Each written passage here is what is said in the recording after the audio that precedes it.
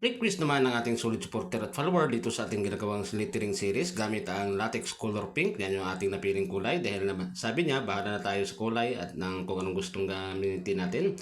At ang nag-request ay si Cindy Patricio Gargalo. Ayan, Lods, andito na request mo. Sana makita mo ito. Sana panood mo gusto mo. Tuloy mo i-share mo na rin po para mas maraming makapanood natin ginagawang video tulad itong request mo. At sana may comment na rin kung tagasan ka para malaman natin kung saan nakaabot yung ating mga ginagawang video tulad itong request mo. At sa mga gusto mag-request, comment naman kayo sa baba at saka para natin magawa lahat yan. At sa mga naka-request naman po, ipakihintay lamang at pagyabangan dito sa ating lettering series at malay po ninyo. Sa inyo na yung ating susunod na gagawin at hindi po imposible na magawa natin yan. Dahil tulad nung kay Cindy, ginagawa na natin sa kanya. Kaya abangan nyo lamang po at promise, gagawin natin yan. Gamit natin na kulay dyan sa kanyang request na para latex color pink. Nagmixin tayo ng tuliden red at konting puti. Para makuha natin yung kanyang kulay ay paunti-unti lamang po ang paglagay ng pula sa puti para po matansya rin nyo kung gaano katingkad yung kulay.